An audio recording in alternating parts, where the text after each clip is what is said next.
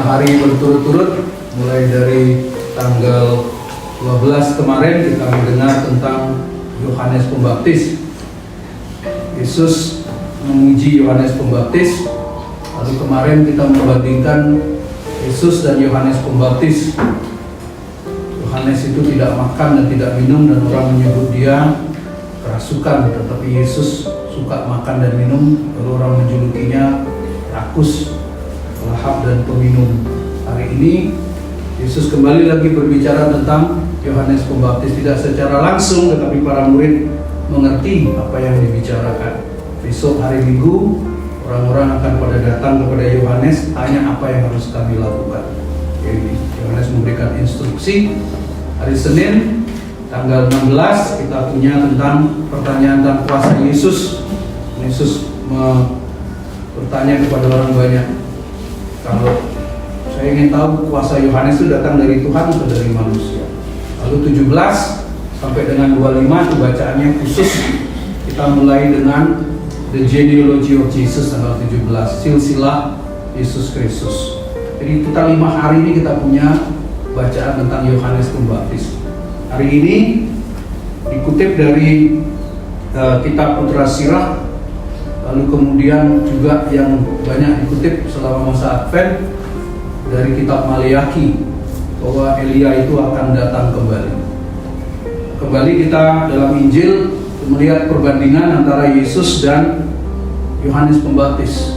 Elia itu dikatakan datang kembali, dan Yesus menyebut bahwa Yohanes Pembaptis itulah Elia, menjalankan fungsi seperti Elia. Untuk tugas Elia itu apa? Disebutkan dalam Putra Sirah, itu untuk mengembalikan, memulihkan segala suku Yakub. Jadi kesatuan suku Yakub itu akan dipersatukan kembali. Itu sebuah mimpi. Sulit sekali kita mempersatukan apa yang sudah pecah, secara khusus dalam soal agama. Hari ini gereja merayakan pesta Yohanes dari Salib, seorang Karmelit pembaharu yang dalam pengalamannya dia dipenjara karena pembaharuan yang dia bawa. Dia terinspirasi oleh Teresia Avila, lalu dia dipenjara selama sekian lama. Di penjara itulah kemudian proses transformasi itu terjadi. Dia bertahan, dan kemudian kita punya apa yang diwariskan oleh Yohanes dari Salib sebagai guru spiritual, seorang penjaga gereja, pendiri Disklas Carmelite OCD. Lalu kemudian ada, kalau kita melihat perbandingan antara Yohanes Pembaptis dan Yesus, Yohanes Pembaptis dan Yesus sama-sama berjuang untuk kesatuan.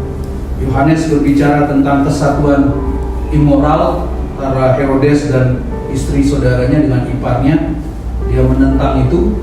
Yesus juga bicara tentang kesatuan, memperhatikan orang-orang yang terpinggirkan, orang-orang yang dianggap berdosa, para pemungut cukai, itu menjadi perhatian Yesus. Jadi dua-duanya sebetulnya bicara tentang kesatuan, sebagaimana Nabi Elia.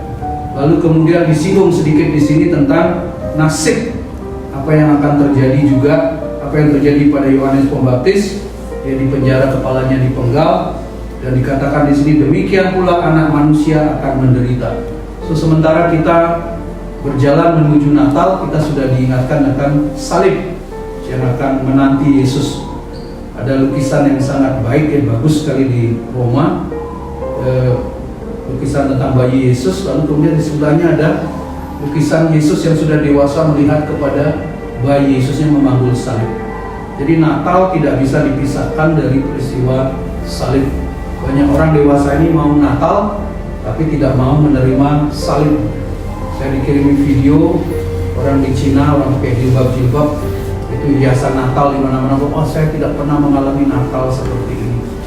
Ya, Natal pohon-pohon iya, tapi jangan lupa bahwa Natal juga menunjuk kepada peristiwa salib. Mari kita berdoa, mohon doa dari orang kudus kita, Yohanes dari Salib, yang mengajari kita bagaimana menjalani, menghayati penderitaan salib itu sebagaimana Yesus sendiri.